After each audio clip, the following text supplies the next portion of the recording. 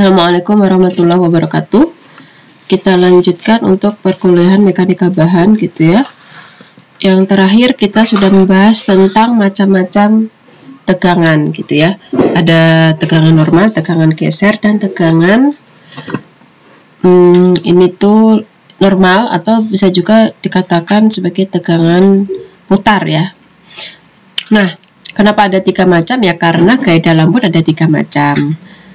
Dan kalau kita lihat di sini di rumusnya, kan prinsip tegangan itu rumusnya adalah gaya dibagi satuan luas, ya kan? Luas itu dilambangkan dengan A. Cuma di sini kita lihat ya, ada yang agak berbeda, yaitu saat tegangan ini ya, normal putar gitu ya, dimana rumusnya adalah tegangan sama dengan M per W ya. Apa itu W? W itu adalah, nanti akan kita bahas, W itu adalah momen tahanan. Apa itu momen tahanan gitu ya. Nah, untuk mengetahui tentang makna dari momen tahanan ini, mari kita lihat ada 3 contoh kasus gitu ya. Contoh balok, di mana balok tersebut ditumbuh pada tumpuan jepit ya. Berarti ada balok cantilever atau balok konsol gitu ya. Nah, balok itu menderita beban terpusat P di ujung balok ya. Kalau cantilever itu kan seperti itu ya. Dan panjang balok dilambangkan dengan L dengan luas penampang. Penampang itu maksudnya adalah penampang balok. Jadi kalau kita potong gitu ya, kemudian kita lihat dari samping, berarti penampang baloknya bentuknya apa? Karena kan penampang balok bermacam-macam ya. Tergantung ya, kalau misalkan beton ya bentuk baloknya kebanyakan di persegi, mau itu persegi panjang mau persegi 4 gitu ya. Tapi kalau misalkan baloknya baja, maka macam-macam, karena profil baja macam-macam ya. Ada profilnya bentuknya kanal, ada yang wavelength gitu ya. Nanti Anda dapat di mata kuliah struktur baja gitu ya. Nah, pada contoh balok cantilever ini kita akan melihat bahwasanya ada 3 contoh kasus balok, di mana luas penampangnya dari ketiga bentuk penampang ini, meskipun bentuknya berbeda-beda, tapi memiliki luas yang sama, yaitu A. Gitu ya. Kita coba lihat. Nah, seperti ini ya. Berarti ini adalah balok ya, dimana tumbuhannya adalah cantilever. Cantilever sudah dibahas ya. Saya rasa sudah seharusnya, macam-macam jenis tumpuan, dimana dia termasuk jepit ya. Di sini bidangnya jepit. Panjang baloknya adalah L. Kemudian ada beban di ujung penampang. Oke. Kemudian kalau kita potong, ini kan kalau kita potong gitu ya, kemudian kita lihat di sampingnya gitu ya, maka bentuknya ada 3 kondisi ini. Kasus 1 bentuknya persegi panjang, tapi dia berdiri gitu ya, persegi panjangnya. Luas penampangnya adalah A. Atau di sini berarti kalau persegi panjang berarti B kali H ya, BH gitu ya.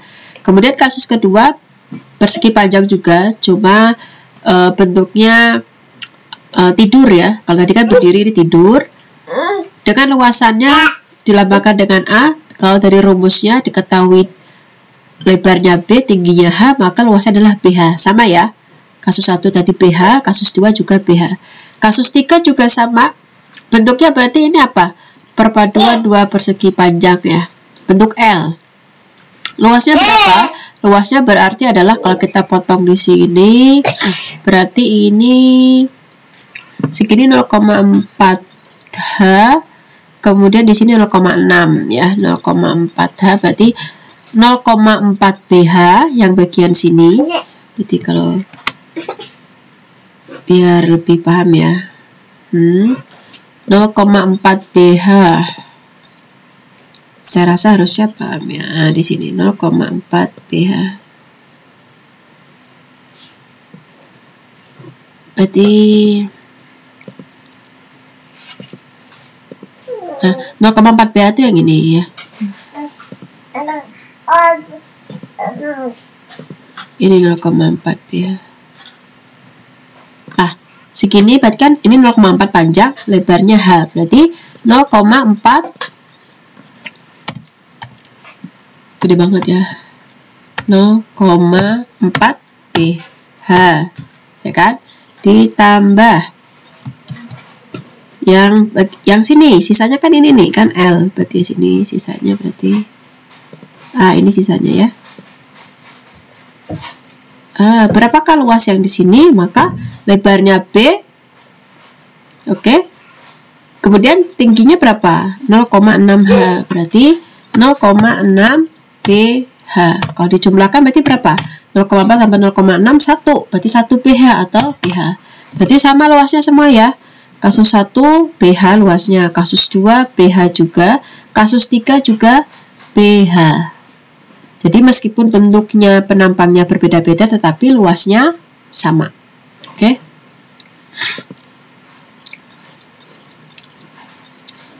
Nah, seperti ini juga ya. Yang pertama berupa segi 4, panjang lebar, jadi seperti itu, oke. Nah, kita ambil kasus saja, ambil contoh ya, seandainya kita dalam angka gitu ya.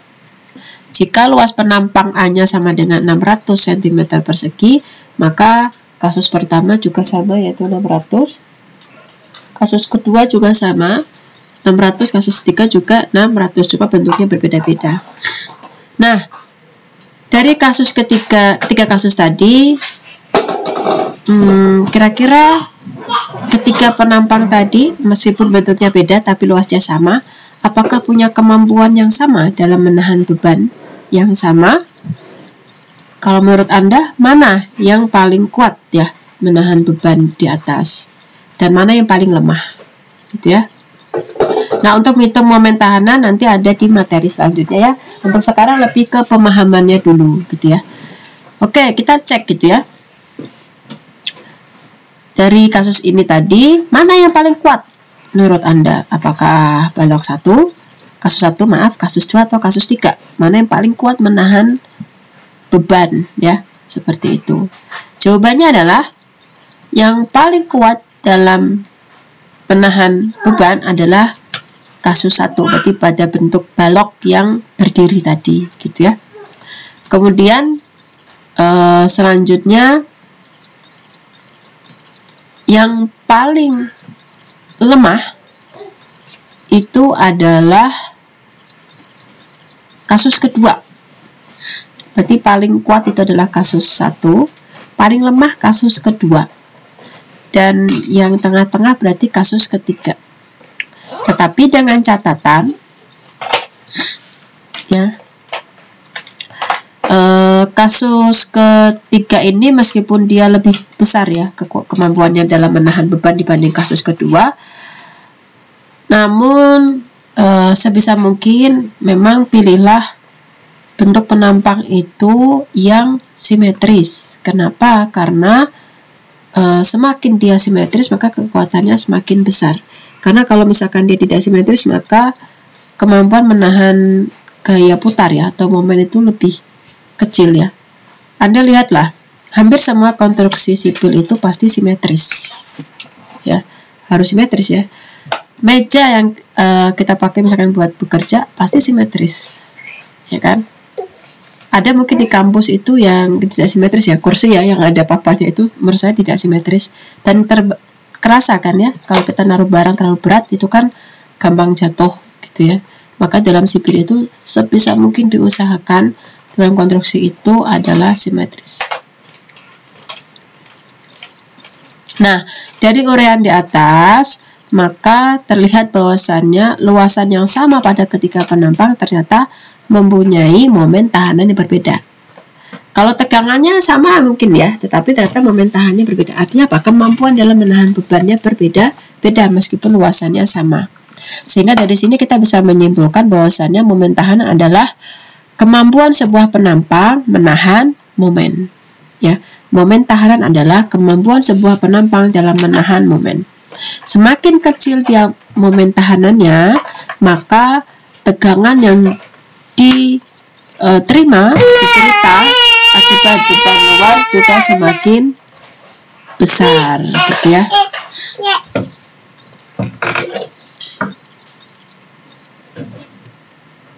Nah, pada ilmu mekanika teknik atau ilmu struktur gitu ya di sipil gitu ya, maka cara terbaik gitu ya yang diperlukan pada sebuah penampang pada saat menahan beban luar adalah kita menempatkannya itu sedemikian rupa sehingga penampang tersebut memiliki kemampuan menahan momen atau momen tahanan yang terbesar.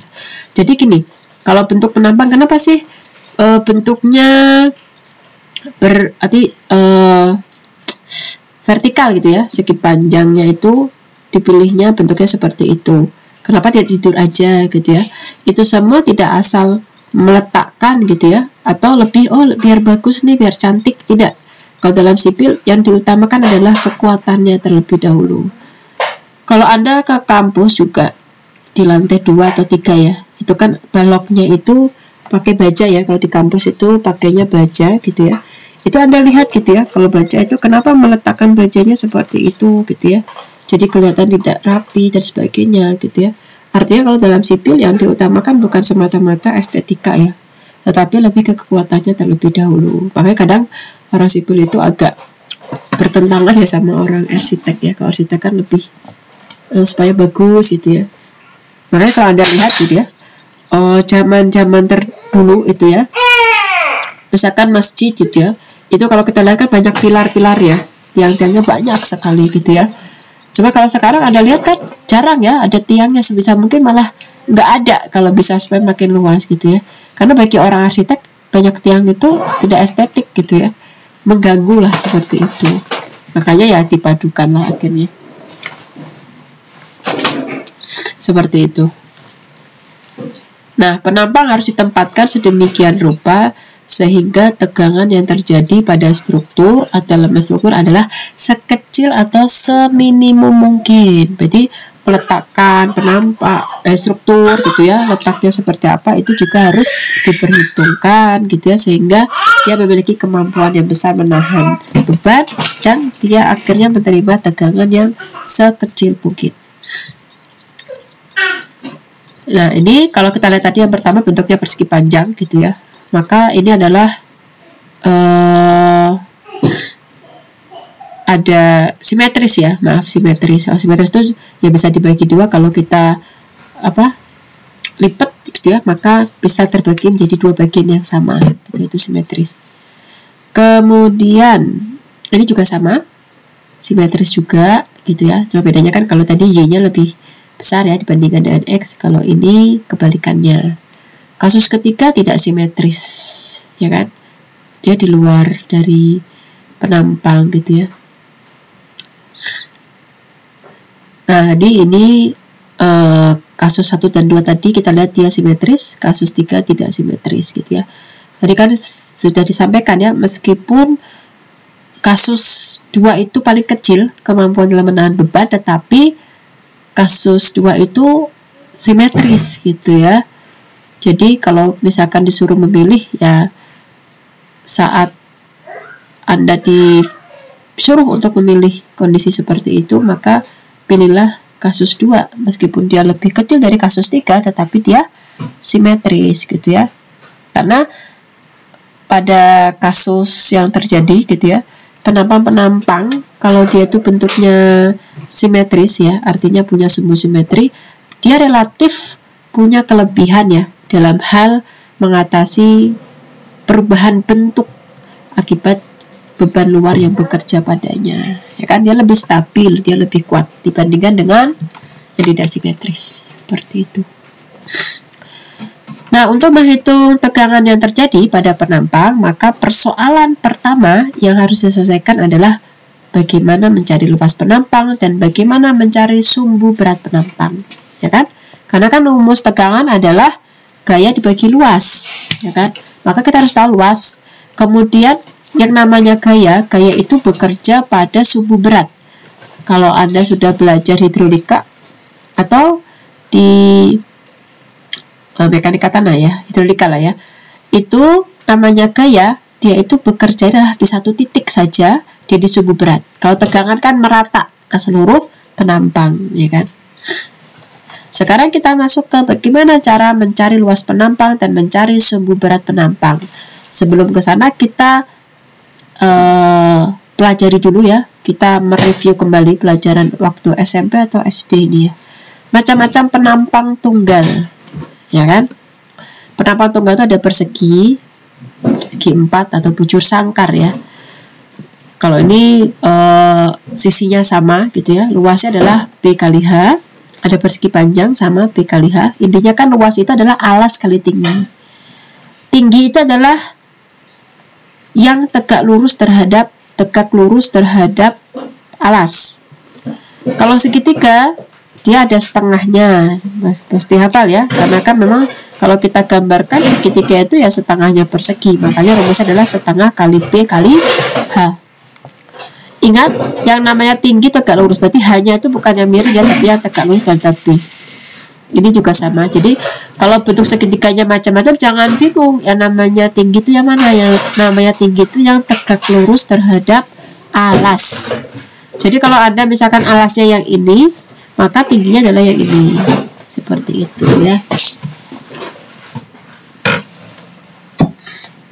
Ada juga lingkaran. Ini harus hafal ya, harus di luar kepala, nggak boleh hafal ya. Lingkaran rumusnya adalah luasnya pi r kuadrat. Kalau pakai D 1/4 pi D kuadrat.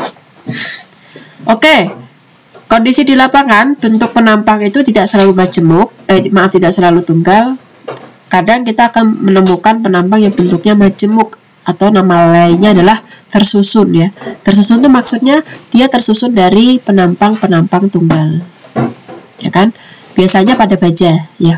Kalau baja kan ada profil I, profil C, profil WF, wave flank gitu ya, profil siku, itu kan bukan tunggal gitu ya. Berbeda dengan kalau beton sih seringnya bentuknya ya persegi panjang gitu ya.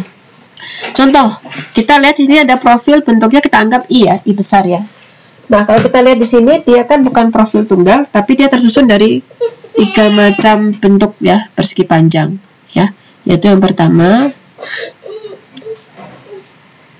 saya kasih namanya ya. Oke, ini berarti kita anggap sebagai A1. A1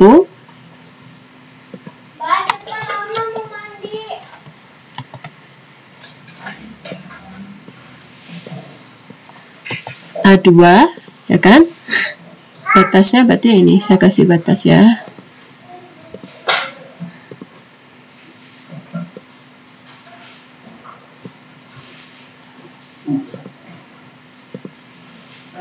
Ini batasnya, ini A1.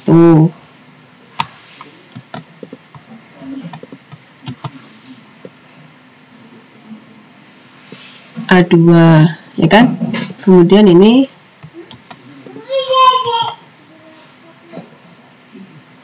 A3. A1 berarti total A adalah A1 ya kan?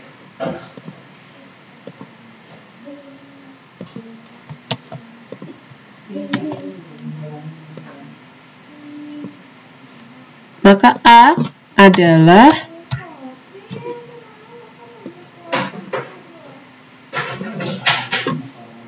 A1 tambah A2 tambah A3. A1 rumusnya adalah B1 kali H1 ya kan. A2 B2 kali H2, A3 B3 kali H3. Di situ ya. Kemudian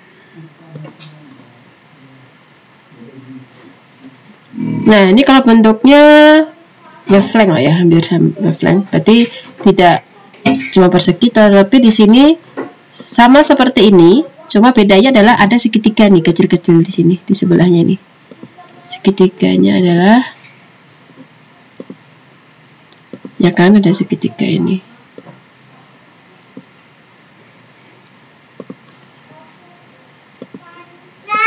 Nah,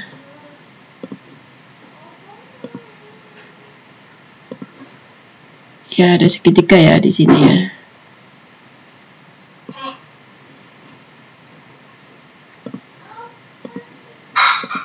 Nah, ya ada segitiga, ada 4 segitiga di sebelahnya gitu ya. Artinya rumusnya adalah sama seperti tadi, A1, A2 ditambah A3 ditambah 4 segitiga. Dimana segitiga ini alasnya adalah B4, tingginya H4 ya kan. A1 rumusnya B1 kali H1, A2 B2 kali H2, A3 B3 kali A3. Ya kan? Karena kan sama seperti tadi ini loh. Kan awal dari sini, cuma ditambah ini segitiga kecil di sebelahnya. Ditambah 4 segitiga. Segitiga rumusnya adalah setengah kali alas kali tinggi. Ya, setengah kali alas kali tinggi. Alasnya adalah B4, ya kan? Tingginya H4. Nah, seperti itu ya. Sekarang gimana kalau bentuknya ada lubangnya nih? Gitu.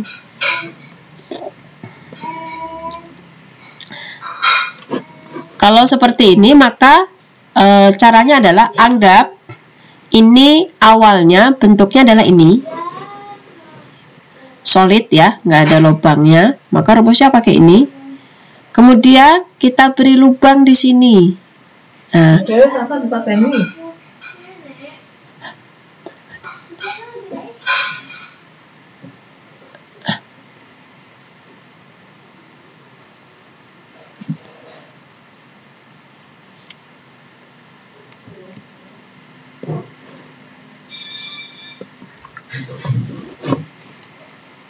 saya lanjutkan.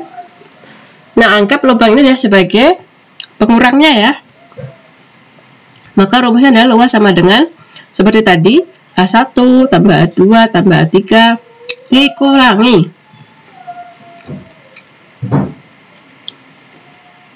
Ini bentuknya kan persegi ya. Dengan luasnya berapa? Ini berapa? Lebarnya B4, tingginya 4, dikurangi B4 kali H4. Gampang ya. Kalau cara yang ini, maka sama juga seperti yang tadi, rumus luas yang tadi, yang bentuk ini. Nah, ini ditambahin ya, lengkap seperti ini, dikurangi B5 kali H5. Gampang kan? Artinya, menghitung luas penambang majemuk tersusun, itu adalah N itu adalah jumlah penambang tunggalnya pada penambang tersusun, kemudian ini I adalah luas penambang tunggal ke I. Berarti sigma dari I dari 1 sampai ke N AI-nya ya. Meskipun bentuknya bermacam-macam sih ya. Saya ini dulu ya. Istirahat dulu sebentar, ada azan. Oke, kita lanjutkan. Oke, setelah kita mencari luas, selanjutnya adalah kita mencari sumbu berat penambang tadi ya. Sudah saya sampaikan, selain cari luas, kita harus mencari sumbu berat penampang. Mencari sumbu berat penampang adalah pada penampang tunggal. Berarti sumbu berat penampang itu bisa dikatakan titik di mana itu merupakan gaya itu bekerja sehingga bisa menghasilkan tegangan gitu ya, seperti itu. Atau bisa dikatakan ya hampir seperti sumbu simetri ya, cuma kalau sumbu simetri itu kan cuma bentuknya dimana cuma titik letak titik pusatnya itu tidak diketahui ya, makanya kita harus mencari di mana titik gaya itu bekerja. Kalau bentuknya persegi seperti ini, maka sumbu berat penampangnya adalah di sini. Berarti kalau misalkan lebarnya B, maka letaknya di mana? Di setengah B, ya kan? Kemudian pada sisi tingginya di setengah H. Kalau bentuknya segi panjang juga hampir sama. Kalau bentuknya segitiga, maka kepada sisi alas adalah dia di setengah. Ini kalau bentuknya segitiganya sama kaki ya, bukan sama kaki ya, ya sama kaki ya, atau sama sisi ya. Intinya bukan siku-siku. Kalau segitiganya selain siku-siku, maka sumbu berat pada sisi alasnya adalah B-nya adalah ini setengahnya, letaknya setengah-setengah. Pada sisi vertikalnya adalah di sepertiganya dari H. Ini harus hafal ya. Kemudian kalau bentuknya segitiga siku-siku, maka dia bukan di tengah-tengah ya, tapi di sepertiga H. B, maaf, pada sisi vertikalnya adalah sepertiga H, sama seperti ini. Di sini sumbu beratnya di sini, tuh titik-titik ini loh ya. Kalau pada lingkaran maka sumbu beratnya adalah di setengah D.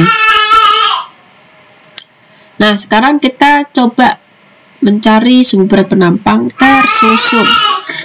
Ini contohnya ada sumbu berat penampang yang tersusun. Ini kita anggap ini ya. Maaf ya, Mas Ambil. Jungkat-jungkitnya di sini seperti jungkat-jungkit ya. Cuma ini adalah tumpuannya di sini. Ada semacam portalnya gitu ya.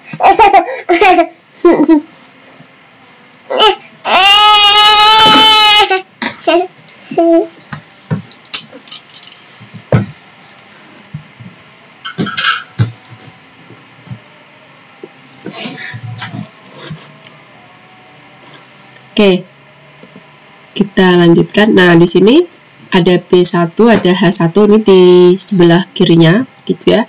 Kemudian dia juga menahan beban di sebelah kanan. Kalau diilustrasikan, anggap aja seperti mainan anak-anak tuh ya, jungkat-jungkit itu ya. Nah, ini yang menahannya adalah di sini, ya kan? Di sini ada beban, kita anggap sebagai W1 dan W2. Ini berarti sebagai gaya aksinya, gitu ya. Nah, karena ada gaya aksi, maka akan muncul namanya gaya reaksi. Ya, dimana gaya aksi harus sama dengan gaya reaksi. Kalau aksinya W1 tambah W2, maka gaya reaksinya juga W1 tambah W2. Gitu ya.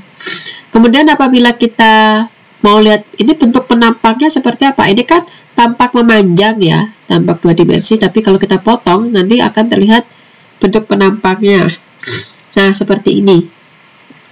Ini adalah kalau kita potong tampak sampingnya seperti ini kalau kita lihat gitu ya. Dimana luasannya adalah ini apa namanya? Lebarnya adalah selebar L. Cuma sini nggak diketahui ya. L, kemudian tadi B1H1 adalah ya ini ya tampak depannya di sini ya. Lebar ke belakangnya ya. Kalau ini berarti lebar ke belakangnya adalah L. Seperti itu. Nah, di sini W1 gaya gravitasi dari benda 1 ya. Berarti kalau W itu kan rho kali V ya. Rho kali V kali G. Rho VG ya. Berat dikalikan dengan gravitasi. Berat itu rumus lainnya adalah rho kali G. Maaf, rho kali V gitu ya. Kemudian rho 1 adalah massa jenis benda, V adalah volume benda. Kalau massa jenis benda, karena ini kan kita anggap suatu benda yang sama ya, misalkan dia dari beton, ya udah beton semua, maka massa jenisnya juga sama. Kalau volume itu maksudnya adalah ini kan bentuknya, nah ini nih, ini kan bentuk seperti balok ya, maka volumenya adalah panjang kali lebar kali tinggi. Volume itu kan intinya adalah luas alas dikalikan dengan tinggi. Itu rumus volume itu intinya seperti itu. Nah, kenapa bisa beda-beda? Ada kerucut, prisma, limas, ya karena memang bentuknya yang berbeda. Cuma prinsipnya sebenarnya sama, yaitu luas alas dikalikan dengan tinggi. Ini juga sama bentuknya balok, maka rumus volumenya adalah B1 kali H1 kali L, ke belakangnya kan L. Maka W1 adalah rho kali V gitu ya. Rho-nya rho 1 tetap, V tadi adalah B1H1 kali L. Maka W2 adalah rho 2 kali V2. Maka rho 2 kali B2 kali H2 kali L kali G ya. Nah, di sini kita anggap sebagai ada percepatan gravitasinya, gitu ya. Karena berat ya, berat.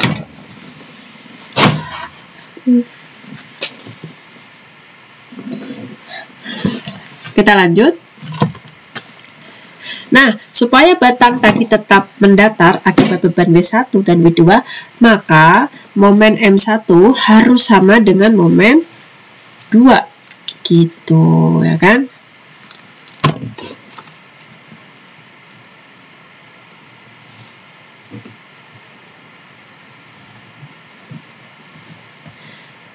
Oke, sebentar ya.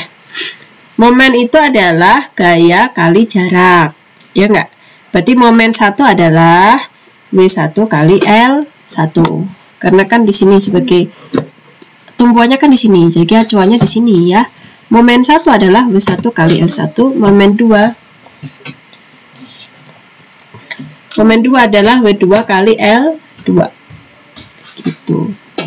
Maka M1 adalah momen 1 tadi W1 di rumusnya tadi kali L1. M2 adalah massa jenis 2 kali B2 kali H2 kali L. L-nya sama ya. Cuma di sini ada L1, L2.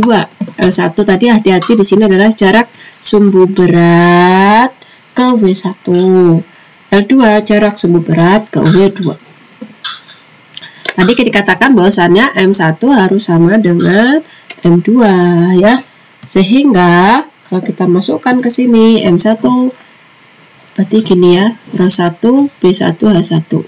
Nah, yang warna hijau ini artinya adalah dia memiliki nilai yang sama sehingga bisa kita hapus. Kenapa ρ1 sama dengan ρ2? Karena sama-sama, bendanya kan sama ya. Tidak diketahui di sini dua jenis material yang berbeda, maka kita anggap sama, bisa kita hapus. L-nya sama-sama karena keduanya lebar ke belakangnya, bukan yang panjang bentang ya, tapi lebar ke belakangnya sama. Iya, sama juga. Maka bisa kita hapus. Ini.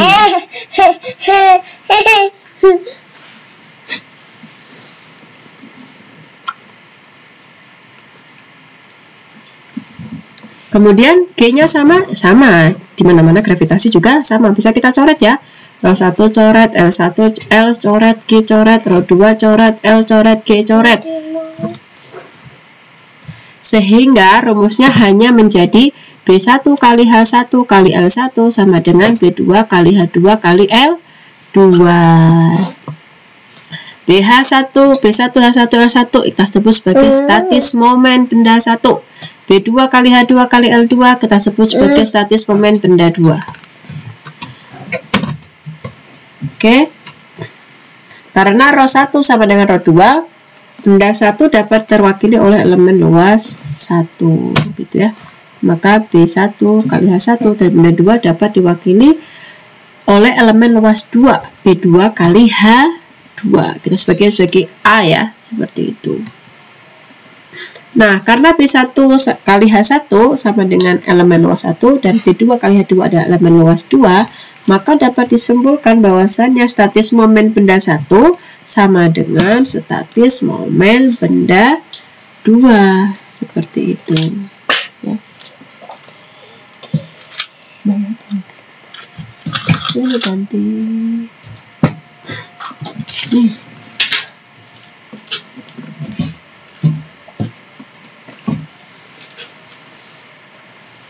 Sebulan.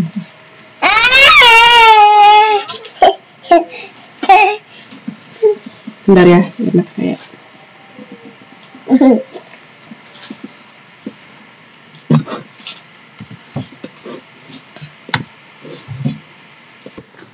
Oke, saya lanjutkan. Maaf ya tadi ya. Nah, di sini kita bisa lihat bahwasannya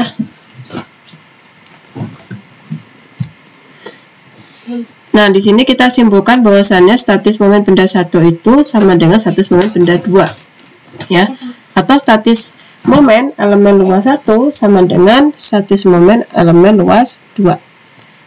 Jadi kita bisa simpulkan bahwasannya statis momen adalah hasil perkalian antara luas elemen dengan jarak titik berat elemen ke satu sumbu, ya kan? Tadi kan ini ya luas B1 adalah luas kali jarak dari satu elemen ke sumbunya sini 1. L2 juga sama ya, luas 2 juga sama.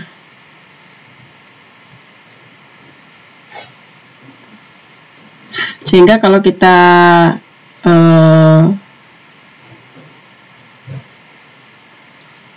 simpulkan apabila B1 kali H1 sama dengan B2 kali H2, maka L1 harus sama dengan L2. Tapi kalau misalkan B1 kali H1 itu tidak sama dengan B2 kali H2, maka L1 tidak sama dengan L1 tidak sama dengan L2. Kalau kita benar ruas jadi rumusnya tadi seperti ini ya. Contoh, ada sebuah soal gitu ya. D adalah jarak semu berat elemen 1 dan semu berat elemen 2 dan nilainya tetap, dan B1 kali H1 tidaklah sama dengan B2 kali H2. Hati-hati ya, D itu adalah totalnya, ini L1 dan L2.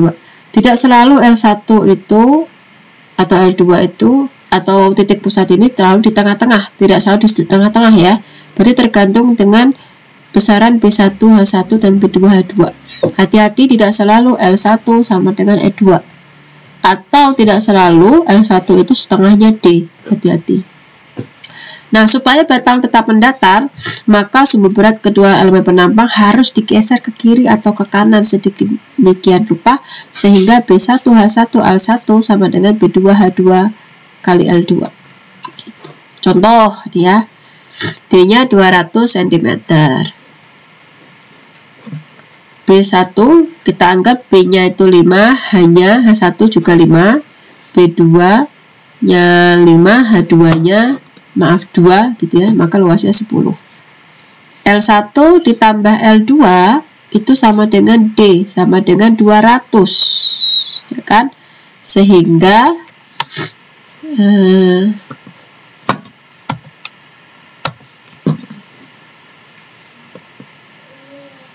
L2 sama dengan D dikurangi L1 gitu ya kan, atau sama dengan D-nya berapa? 200 min L1. Kenapa kita perlu ubah dalam bentuk L1? Karena suatu persamaan supaya bisa diselesaikan maka dia harus dibuat dalam satu variabel saja, nggak boleh jadi ada dua variabel, maka tidak akan pernah ketemu ya.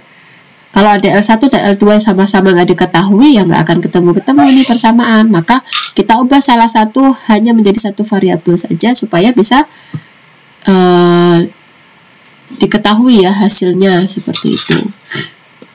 Oke, kita masukkan dia B1 H1 L1 B2 H2 L2. B1 H1 10 kali L1, B2 H2 10 juga. Nah, L2 nya kita ganti. Nah, ini L2 sama dengan D min L1, kita ganti. D min L1 itu adalah 200 min L1 ya kan. Kemudian kita kalikan 10 kali L1 10 L1. Kalau dikurung gini berarti satu-satu ya, berarti 10 kali 200 dulu, hasilnya 2000. 10 kali negatif L1. Hati-hati ada tanda negatif. Kenapa? Karena di sini ada tanda negatif. Jadinya kita keluarkan di dalam kurung. Maka menjadi min 10 L1. Kita pindah ruas ke kiri. Negatif maka jadi positif. Maka menjadi 20 L1 sama dengan 2000. Maka L1 sama dengan 2000 dibagi 20, 100 cm. Maka L2 berapa? L2 sama dengan 200 dikurangi L1, 100 cm. Kebetulan sama gitu ya. Tapi hati-hati, tidak selalu sama. Ya, nggak boleh langsung ketemu. Oh, L1 sama dengan 2, nggak boleh. Atau L1 sama dengan setengahnya D. Itu juga nggak boleh. Ya.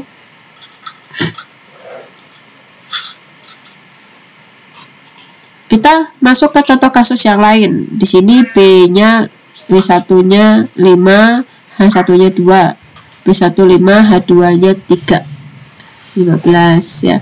D-nya sama-sama 200. Sama seperti tadi, berarti L1 sama dengan L2 sama dengan 200 min L1.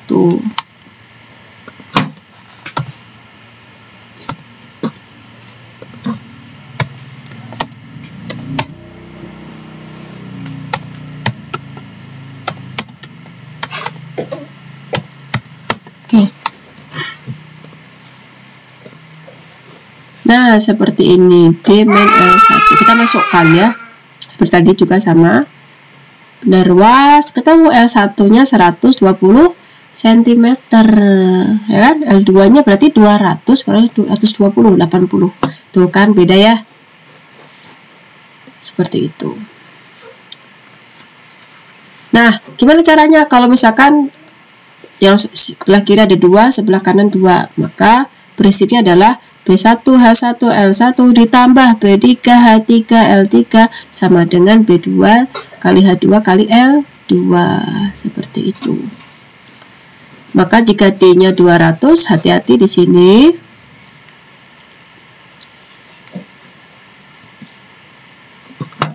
Nah, B1 B2 sama ya, tinggal kalikan ya luas-luasnya, hitung dulu aja.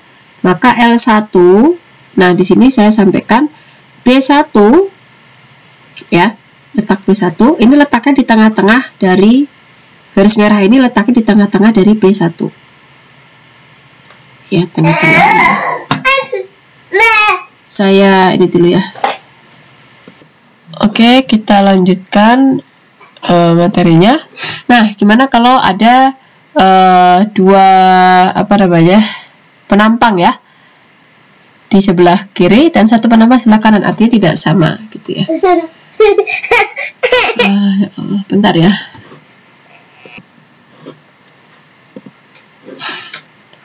Contoh ini ya.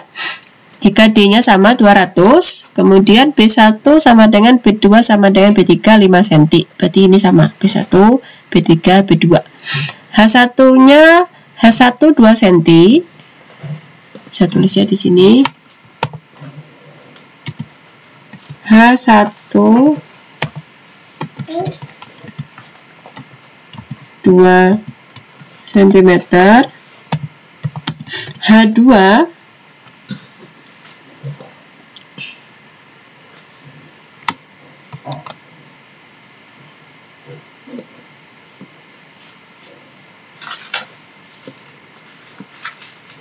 ya, H2-nya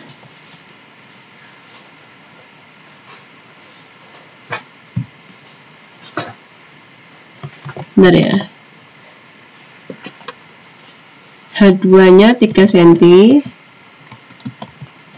H3-nya 4 cm.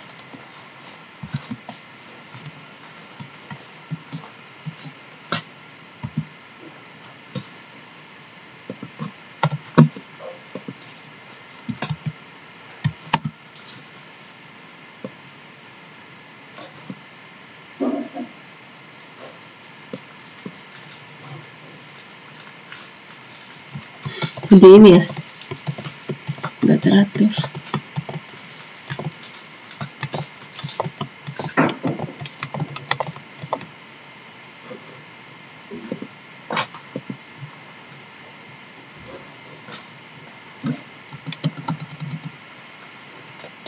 Ya, langsung aja ya. H1 2 cm, H2 3 cm, H3 4 cm.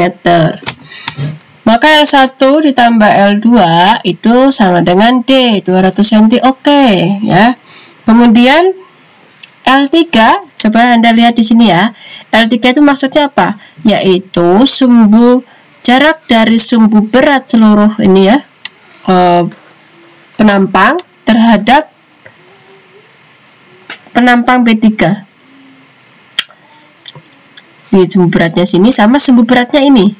Ini bentuknya apa? Persegi panjang. Maka sumbu beratnya ada di tengah-tengah ya. Tadi kan di materi ya, setelah sebelumnya tadi kalau bentuk persegi panjang maka sumbu beratnya di sini tengah-tengah.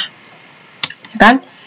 Maka L3 itu sama dengan, kalau kita lihat di sini L3 sama dengan L1. Ini L1. Dikurangi mana? Dikurangi ini ya. Nah, ini itu berarti bacanya berapa? Yang ini adalah setengah B1, yang sebelah sini adalah setengah B3. Oke. Nah, dengan catatan bahwasannya L1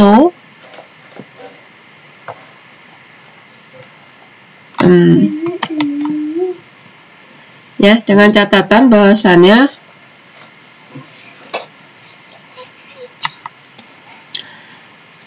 L1 berarti rumusnya adalah L1 aja ya. Ya udah L1 gitu ya. Oke, kemudian L3 sudah, L1. Nah, hati-hati juga di sini. D itu adalah jarak dari sumbu berat B1. Lihat ya di sini ya, berarti letaknya di sejajar garis merah ini loh ya. Bukan yang paling ujung. Ingat, hati-hati. Bukan dari ujung ke ujung, tetapi dari garis merah ke garis merah. Itu D. Oke? Kita masukkan ke rumusnya. B1 kali H1 kali L1 ditambah B3 apa sama B3 karena letaknya di kiri ya, dua komponen ini ya. B3 kali H3 kali L3 sama dengan B2 kali H2 kali L2. B1 H1 L1. Nah di sini kita lihat ada 3 variabel, bayangkan ya, ada L1 L3 L2. Nah, ini gimana bisa ketemu? Tadi prinsipnya kita harus mengubah hanya menjadi satu variabel. Oke, berarti kita sepakati kita ubah semuanya dalam bentuk L1. Maka L2 yang ini ya, saya lagi 200 bit L1. Oke. Nah, ya. Kita ubah B1 L1 L1 maka 10 L1 B1 kali 1 kan ini 10. B3 H3 L3 B3 H3 20. L3 nya berapa? L3 adalah ini tadi, L1 min setengah B1 min setengah B3. Atau kalau kita mau langsung berarti ini hasilnya adalah L1 kan kita belum tahu ya, maka nggak bisa ya. Setengah B1, setengahnya B1 tadi berapa? 5. Maka berapa setengahnya B1? Setengah dari 5 ya kan, dikurangi lagi setengah dari 5 lagi. Iya, karena kan B3 juga sama 5 ya, maka hasilnya berapa? L1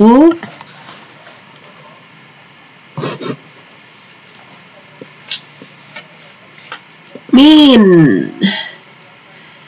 setengah kali 5 2,5 min 2,5 berarti min 5 gitu. Maka kita tulis ya.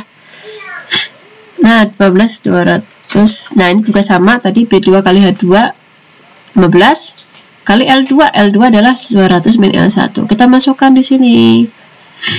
Maka 200 kali L1 min 5. Boleh juga langsung gitu ya, boleh.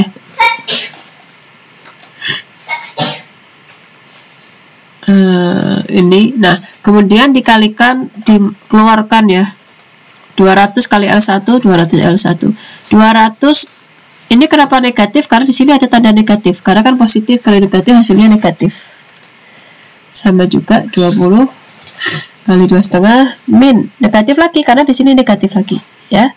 Ini juga sama, kalikan 15 kali 200 min 15 kali L1 ya, 15 L1 ya, sama-sama ada L1 nya. Nah di sini kenapa kita harus jadi satu variabel, yaitu di L1 supaya apa ya, supaya ketemu hasilnya, karena kalau dua variabel nggak akan ketemu-temu ya, apalagi 3.